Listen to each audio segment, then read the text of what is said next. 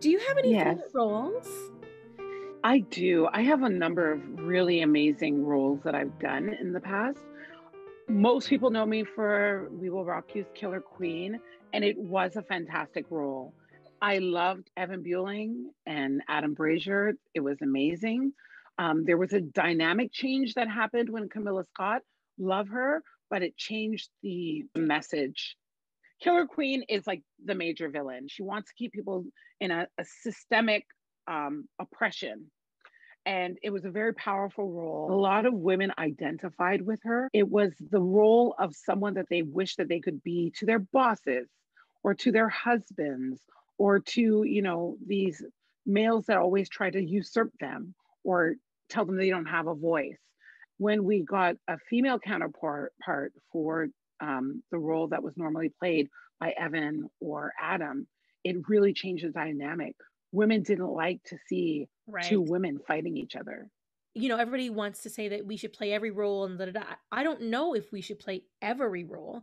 And if we're going to play every role, then I think that those roles should be catered then to that story. Like you don't just arbitrarily say we're going to put a woman in this role and that's just going to be what it is. We have to address what that means because not only was it now two women fighting, but it was now a Black woman and a white woman fighting.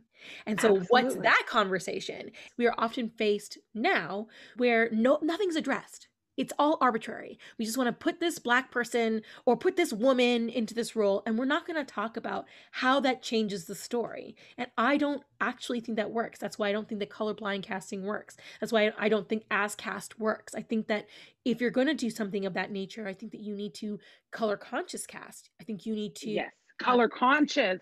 Oh, all I'm saying is you need to address it, creatives. I'm not saying that you're going to have the correct, whatever that means, vision, mhm, but just address it. Not just the creatives, but mhm, everybody involved in the story needs to absolutely. take responsibility for what the story is that we're telling.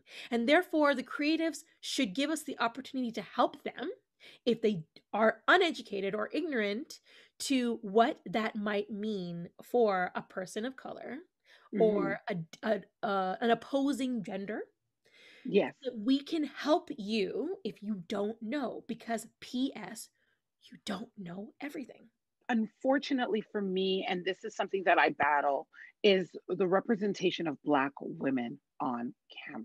From the paper bag tests to the villain cast to like, we are constantly scrutinized or it's a different It's realm a for different us. realm. As you know, I do voiceover and animation.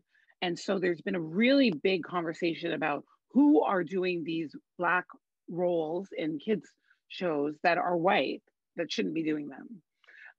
Or if you're voicing a cat, does that need a color? For me, there's something that's really sad about voiceover, especially like commercial auditions. I remember this is prior to the pandemic going in for one of the roles for the voiceover role. And he's like, I've had everybody in here from Greek to Scottish to Irish, Jamaican, and it just doesn't feel authentic. And I said, how can it feel authentic? The script is Canadian, like real Canadian. Yeah, Canadian, New Market Canadian, yeah, Whitby right, Canadian. right, This is not right, Scarborough. absolutely. It's not Jane and Finch. This No, you're telling us to take the Canadian way that they speak and put an accent on it. That's not authentic. That's not authentic. You spend more time saying that you want diversity instead of actually writing for that. Arbitrarily saying we want diversity is unhelpful to both you and to us. I understand the reason why you're saying arbitrarily diverse because you don't know what you want. However, lump summing me in with Rong Fu because you just don't want the character to be white, because you don't want to be seen as a creative team that doesn't hire people of color, is doing everyone a disservice.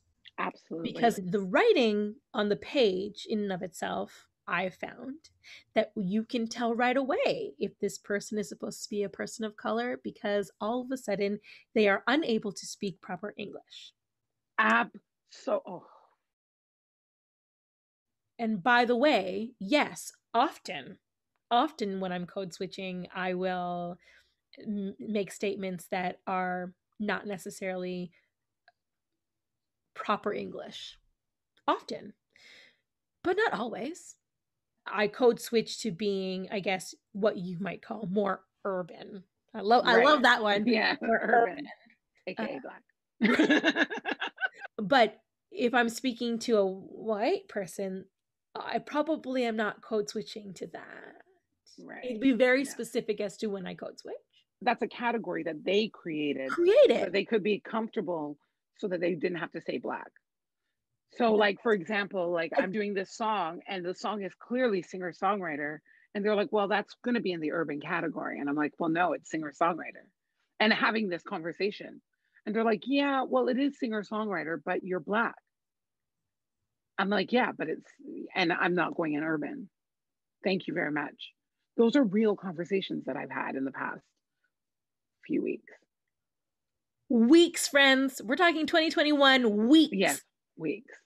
One of the best things that happened when this all went down is that all of a sudden we started popping up on everybody's board. So, like, I sit on an advisory committee for Toronto Blues Society. We had a very open dialogue about the changes that need to be made for us to really combat anti-Black racism, to talk about the community as a whole, how Indigenous people are viewed within the blues community, and how blues is roots and roots is Indigenous and Black.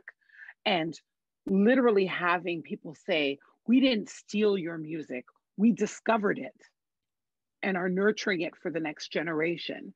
And you are making this a big deal because what's happening is the state's problem, not ours.